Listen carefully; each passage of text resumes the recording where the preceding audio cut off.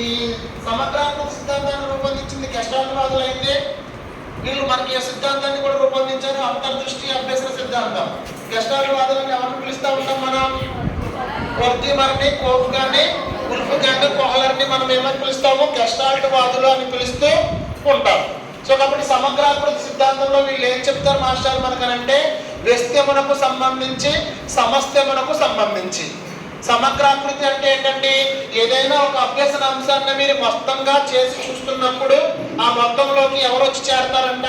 భాగాలు వచ్చి చేరతాయంటండి. ఎవరు వచ్చి చేరతారు? భాగాలు వచ్చి చేరతాయి. ఓకేనా? దాన్నే మనం ఏమంటున్నాము? సమగ్రాకృతి సిద్ధాంతము అంటున్నాము. వ్యస్త్యము అంటే ఏంటి? ఇక్కడ వ్యస్త్యము అనగా భాగము అని అర్థం. సమస్యము అనగా